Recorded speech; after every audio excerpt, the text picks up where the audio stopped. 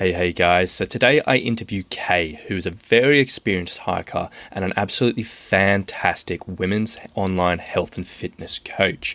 And today we dive into a little bit around how she prepares herself for challenging hikes, how she specializes in helping women lose weight and stop the diet guilt without giving up the things that they love.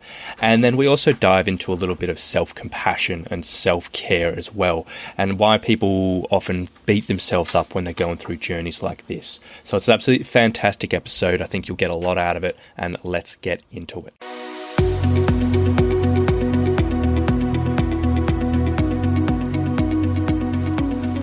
Hey, my name is Rowan Smith, and I want to welcome you to the Training for Trekking podcast. Now, this is the world's very first podcast, which is entirely dedicated to helping you train, prepare, and conquer your upcoming hike, trek, or mountain adventure. So once a week, I'm going to be giving you quality and practical information on the subjects of physical preparation for trekking, dealing with altitude, and nutrition on the trail, so you can know everything you need to be doing to have the best chance of a safe, enjoyable, and successful adventure. So now you know what you're in for. Let's get into today's episode. Okay, so welcome, Kaye. Very excited to have you on the show. Thanks for getting involved.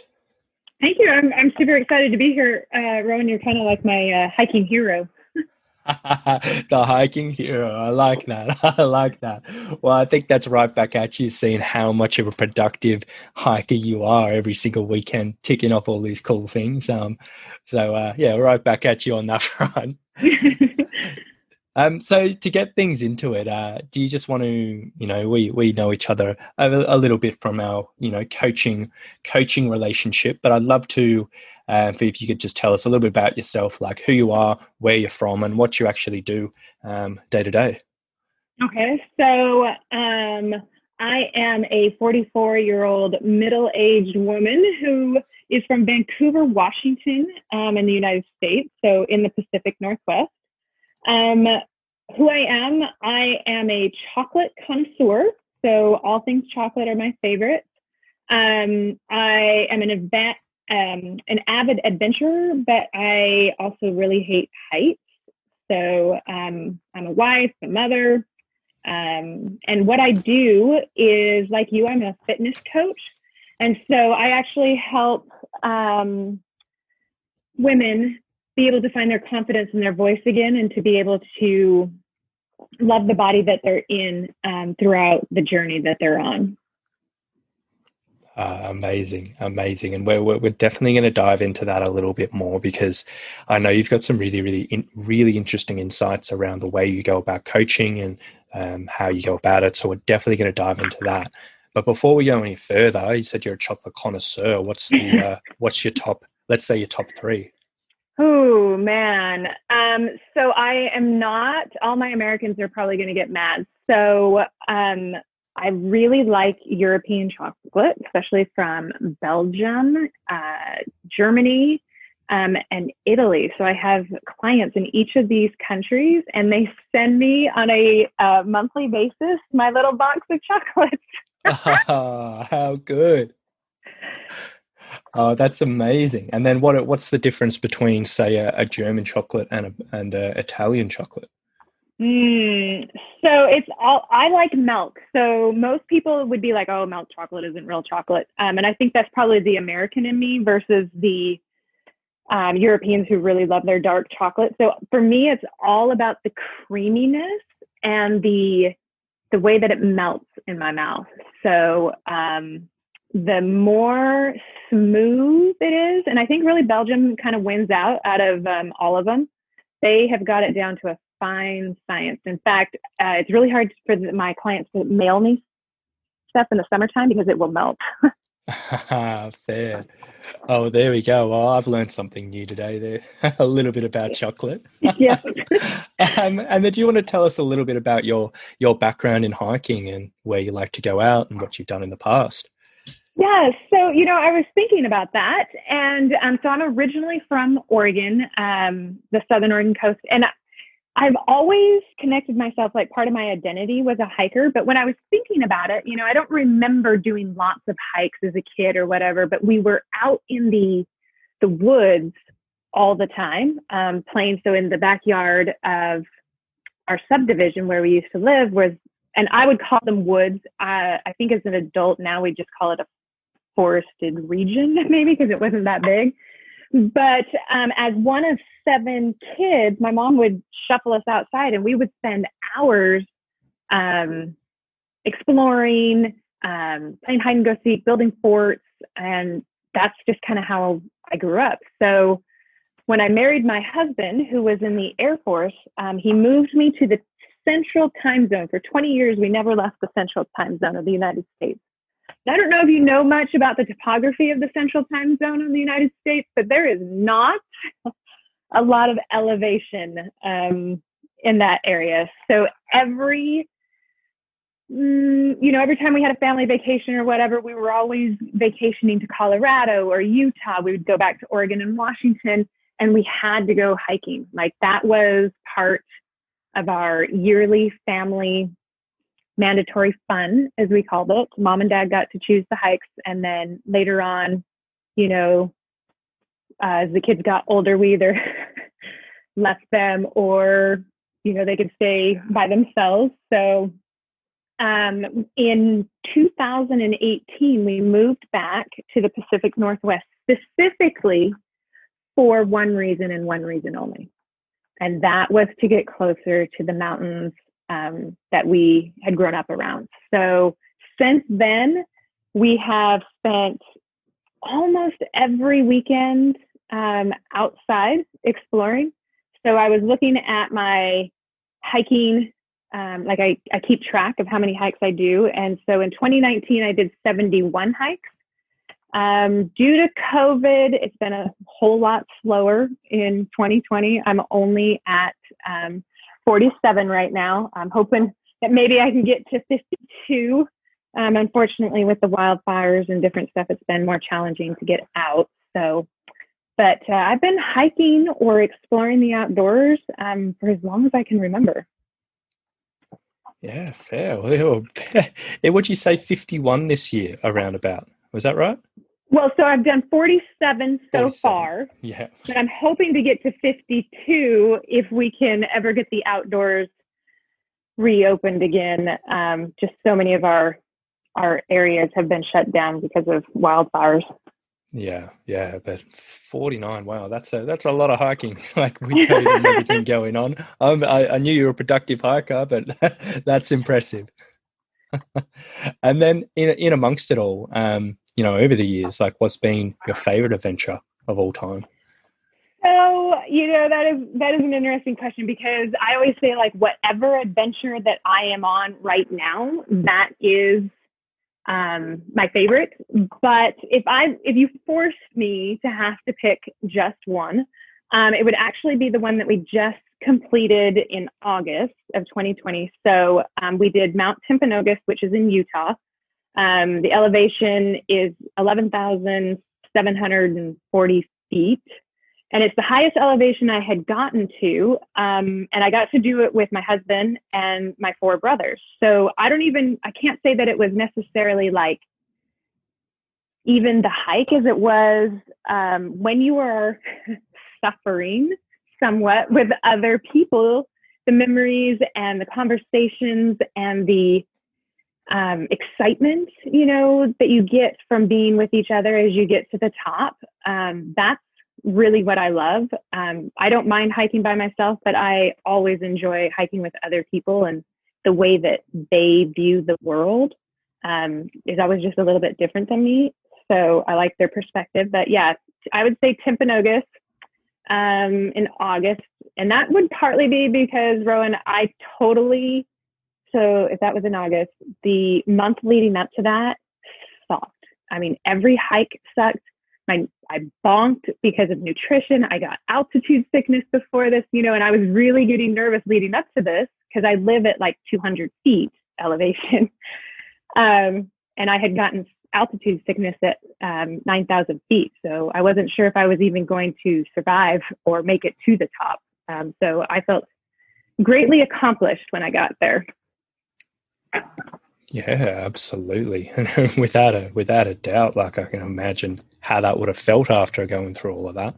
And that point you said about, like, you know, being with other people with different perspectives, that's really, it really is an interesting part of, you know, it's doing an extended thing with someone, whether it's hiking or traveling or whatever it is. And you do find all those perspectives, and you learn a lot about them and a lot about other parts of the world, which you may not be know so much about. So that's super cool.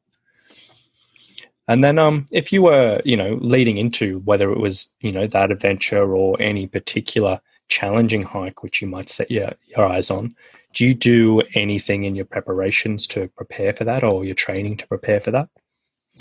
So that is an interesting question. I had to actually, because I do so much of it subconsciously, that I had to put it almost in a bullet point type thing, like, what do I do? And so for me, the number one thing is always preparation. So I want to know, I usually have 1 or 2 goals per year, maybe summits that I want to get to, or, you know, hikes that I want to do. And so the first thing I want to know is all about whatever the adventure is going to be. So I want to know, what's the distance? What's the elevation gain going to be? Are there going to be streams or rivers that I'm going to have to be crossing? Will I need to carry all my water, or will I be able to filter it? Is it going to be a forested area, or is it going to be exposed most of the time, winter, summer, those kinds of things? And so once I've answered all these kinds of different questions, then I really have to put time and effort into finding trails that might be similar to that, because I want to practice my skills. So many people think that hiking is just like trumping up the hillside to the top of the mountain. And there's so much more to it, at least in my opinion. Okay. So, I mean, obviously it's my opinion, but I find that if we are prepared for the situation, even when the suck factor gets really high, we know that we can accomplish it because we've already practiced those kinds of things. So it's not just like cardiovascular endurance and, you know, can I do the miles or can I do the elevation? But honestly, even after all that,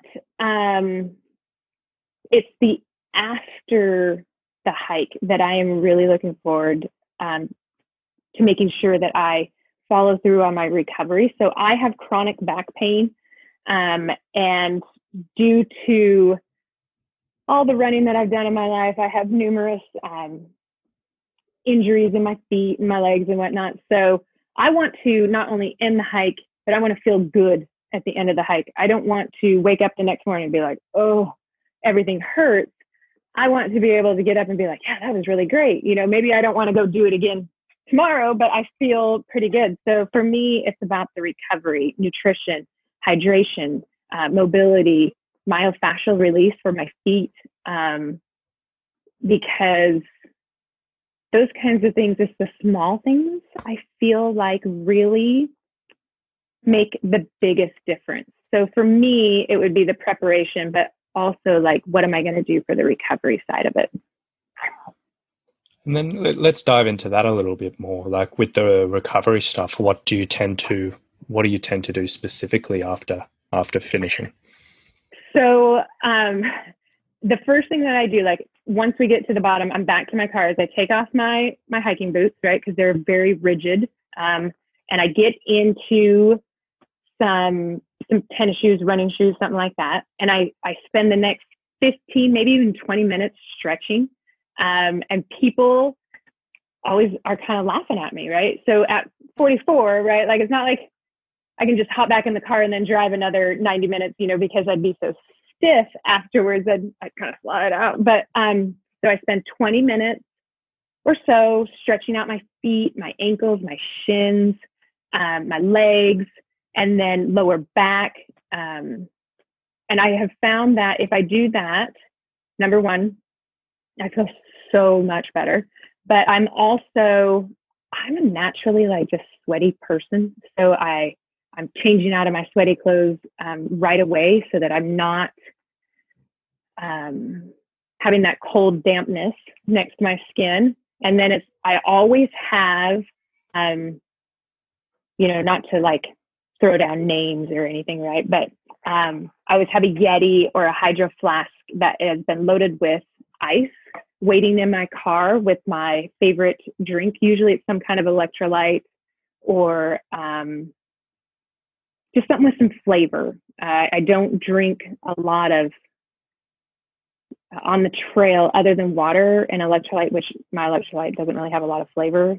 So if I add something that has just a little bit of something in it, it makes me drink it a whole lot faster. And I love it being cold. Yeah, nice. And what did you mention there? Was that a Yeti or a Hydro Flask? Is that literally just a like an insulated water bottle? Yeah, it's a stainless steel. So my Hydro Flask, which, do you guys have REIs out there? Stores? No, not so much. We know. I think everyone knows what they are, though. Yeah. So I have like for lack of a better term, it looks like a giant sippy cup, and it stays cold for so long. And there is nothing, in my opinion, better than an ice cold beverage on a hot day. And then I will even, in the summertime, I don't do this so much in the wintertime, but in the summertime, I will pack a small cooler of snacks. So it usually has like string cheese, sliced apples. It might have some beef jerky or something, maybe some Greek yogurt or something, but it's cold. And so I have a lot of stomach issues, and when it's hot, I won't eat as much because I don't feel great. And so having those cold foods after a hot hike have really made a big difference. Yeah, that's super interesting because I know the exact appeal of like cool foods after a hot hike, but mentioning the stomach things, I know a lot of hikers out there do struggle with stomach issues, and are always looking for something else they can try and make the eating a little bit more comfortable, whether it's on or after the trail. So that's actually super interesting, a super interesting point there. So let's talk about your coaching and dive into that. So you specialize in helping women stop the diet guilt while still enjoying chocolate, which, for many people on the outside, that would sound pretty counterintuitive. And, you're often told, if I want to lose a bit of weight, I got to drop out all these treats and these sweets and that. So I've got to ask you, how is that possible? Well, so first of all, it's all science, believe it or not, right? Like, anything that you were to give me, whether it's alcohol, whether it's baked goods or grandma's famous casserole, right? We can make that fit into a balanced diet. So the problem or the struggle that I have noticed, so I have been fitness coaching for almost 20 years, would be that the diet industry is a multi-billion-dollar industry, and they want you to believe that unless you do it exactly their way, it's not going to work, right? So you have to have these rules or these boxes that you can check, because then it will magically take effect. But what I have noticed, and obviously this is working with hundreds of female clients, is you take something away, that's all they can think about. And so when people think of diets, they tend to think of like grilled chicken, brown rice, and steamed broccoli.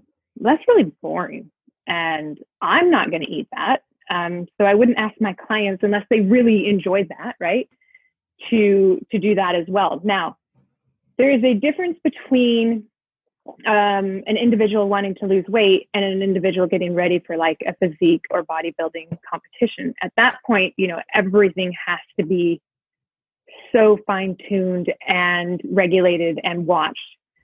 But for women especially, we tend to be emotionally based, right? Like our emotions play a big role in the choices that we make.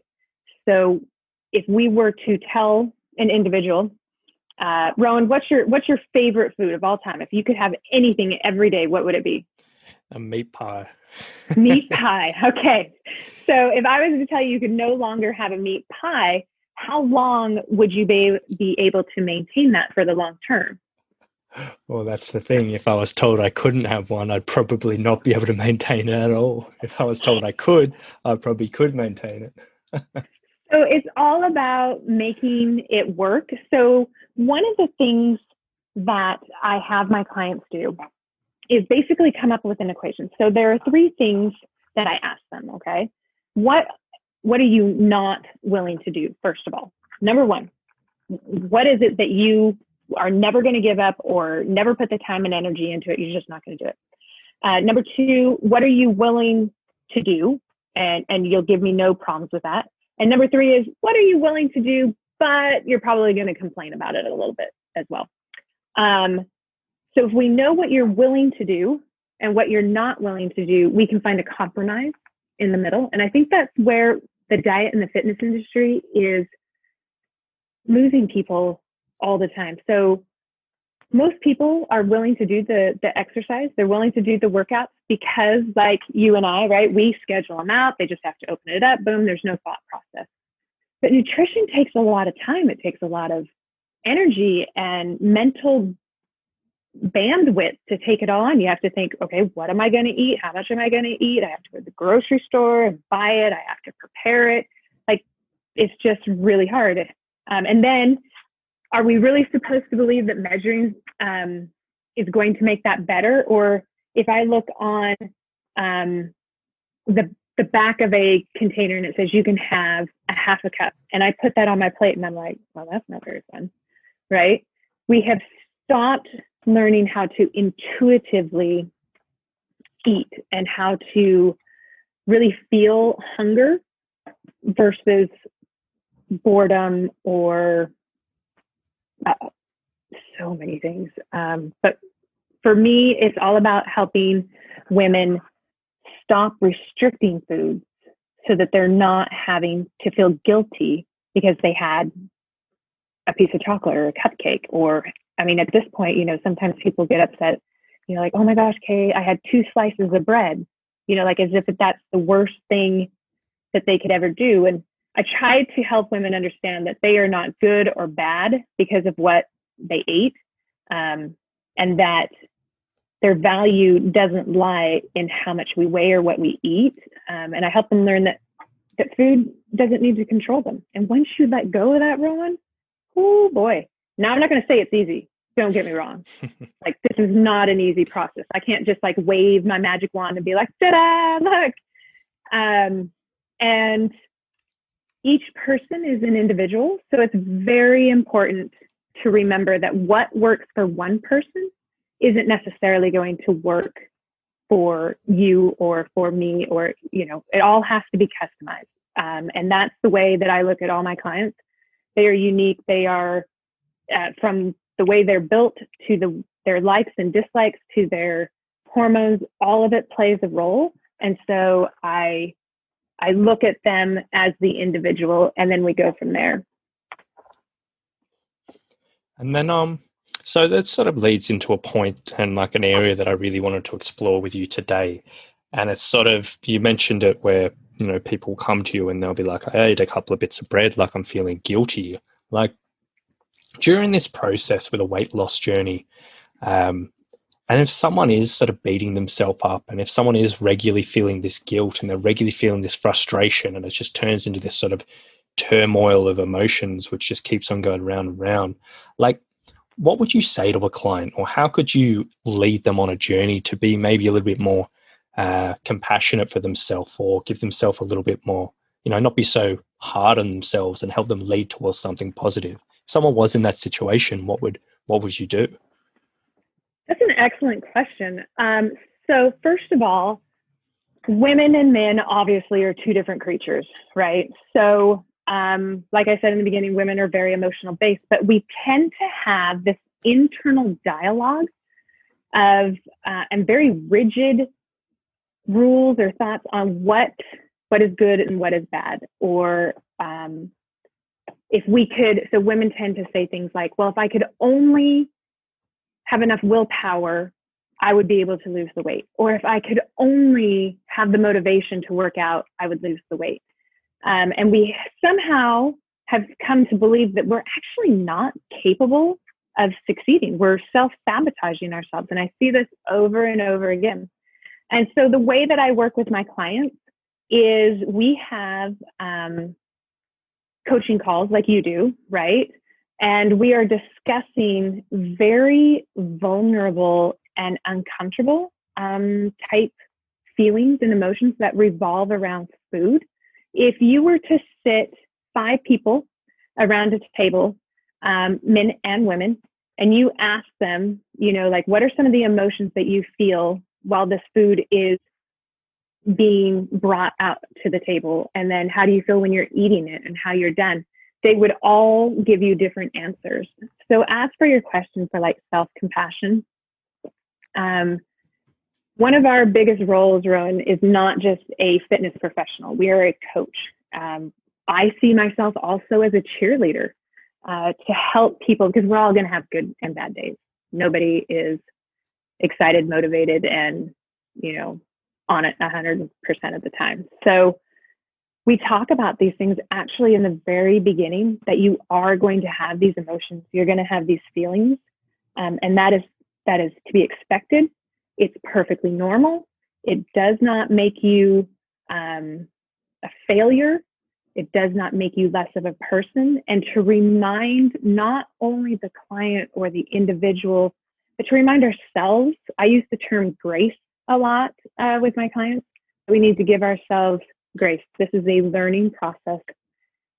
We are going to mess up, and to be willing to forgive ourselves for perceived weaknesses, but to confront them as well. So I really work a lot on mindset with my clients, and basically holding up a mirror.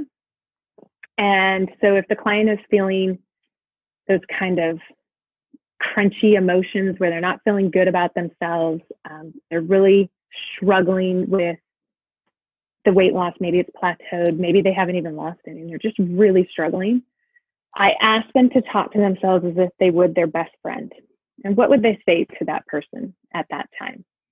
And then I encourage them to write it down, because they're going to need to be reminded of that again. And then I even take it a step further, Rowan, and I make them say it out loud, because words have power. And if we use our words in a positive way, we can confront and challenge the negative thoughts and emotions that we have. I love that. That's that's such a powerful thing, and I can imagine that would be a very, very effective and turning point of a technique for many, many people.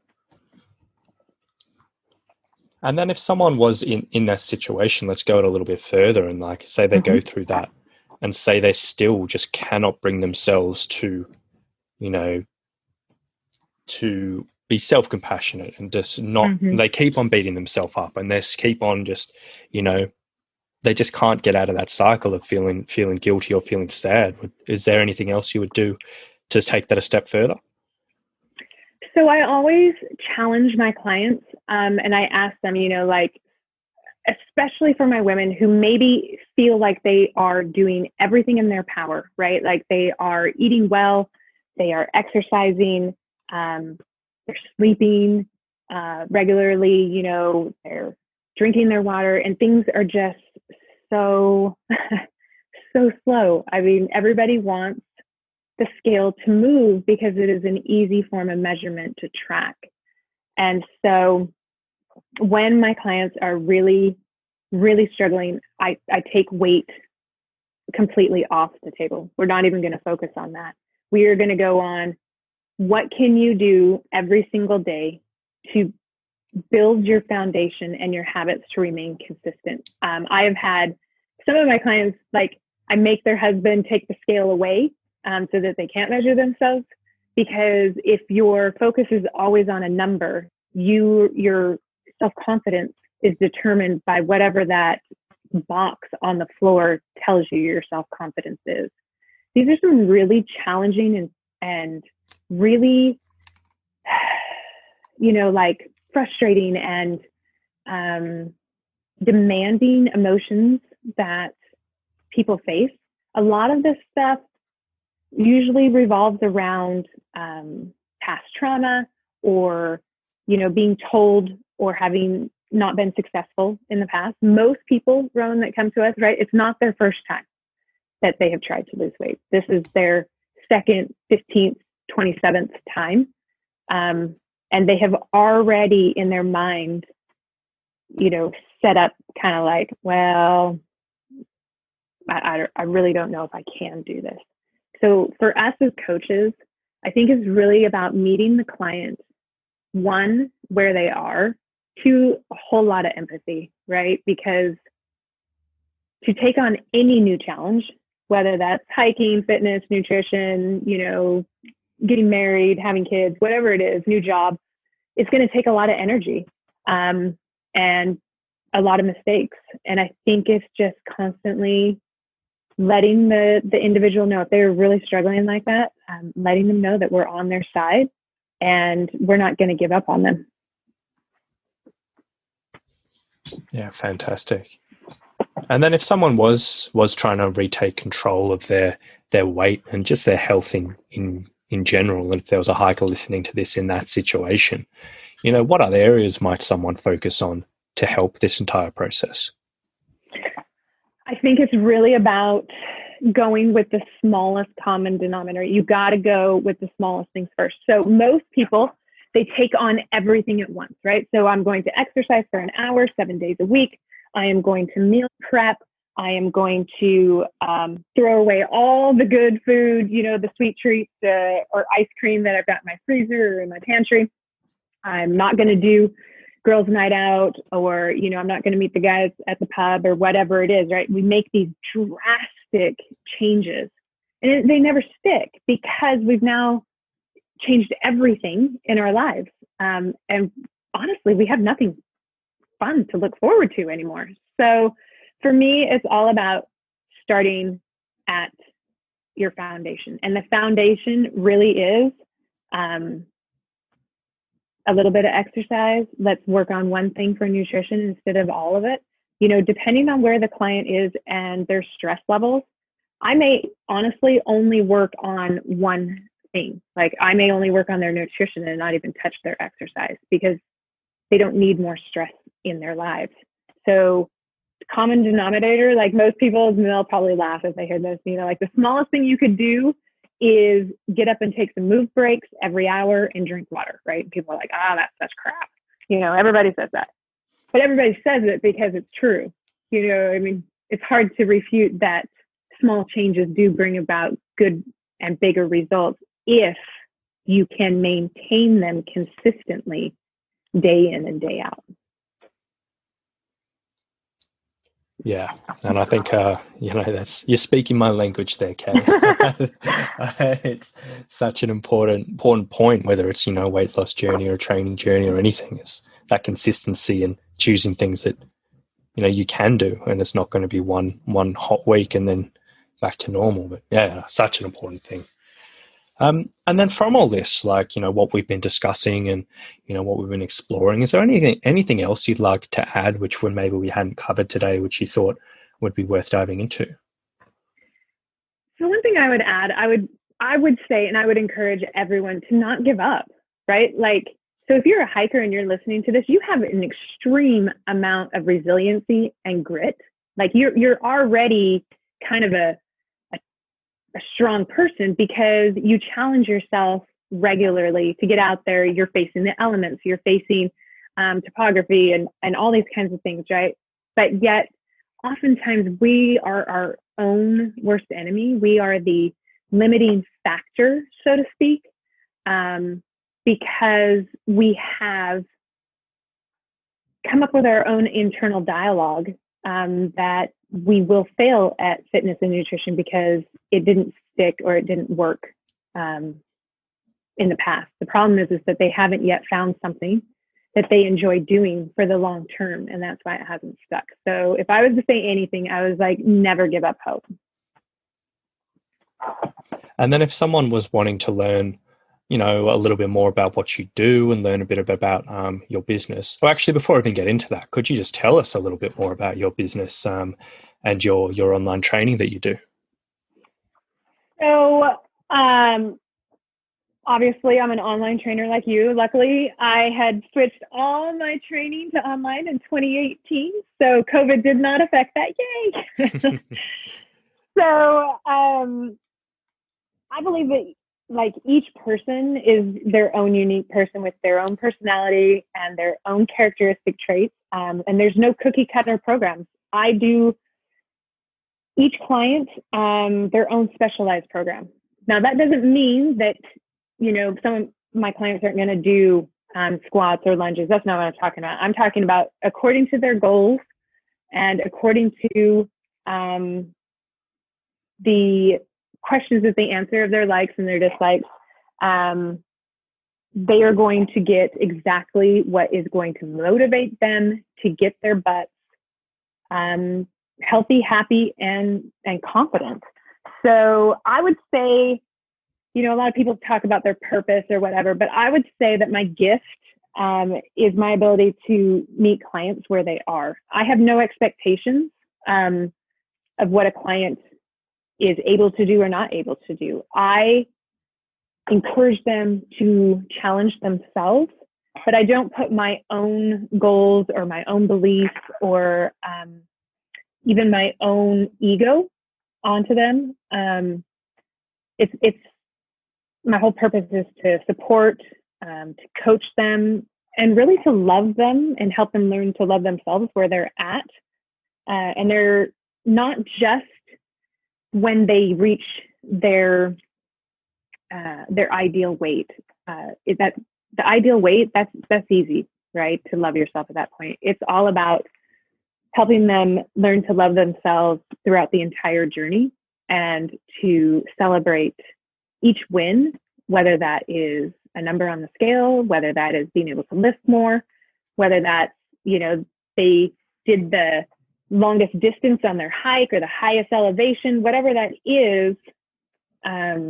It's my job. That's what I'm here for, is to help them in each step and help them over the everyday hurdles and obstacles that are going to be thrown in their path, because life is messy, right? If nobody has learned in 2020 that life is messy, I don't know what else we've learned, but it's about how to keep going and maintain and be consistent, even when everybody is in the house and there's no gyms open and you can't find certain fruits and vegetables at the grocery store because everybody has already bought it out. So there is always another avenue, another path that can be taken.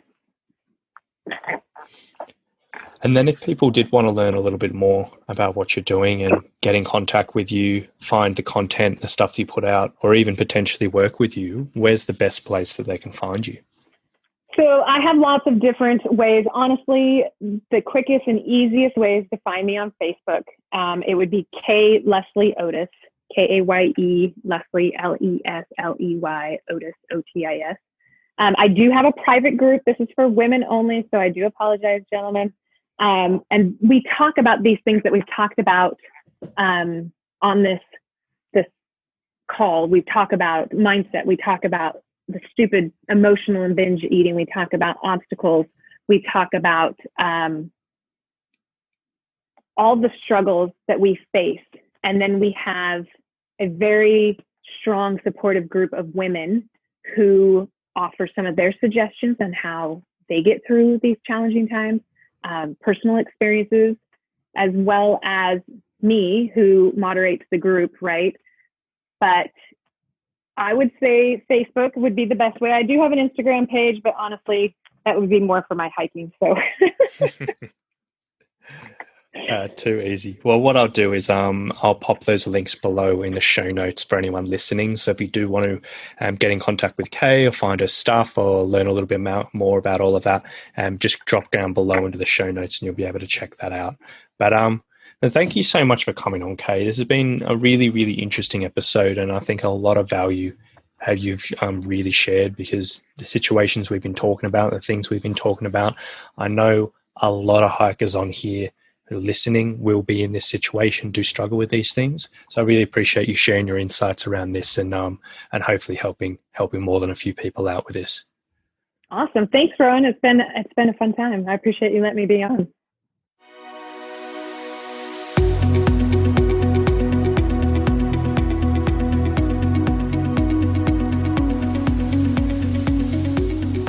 You've been listening to the Training for Trekking podcast. So if you've enjoyed this episode, please remember to subscribe, rate, and review us in iTunes. So thanks for getting involved, and we'll see you on the next one.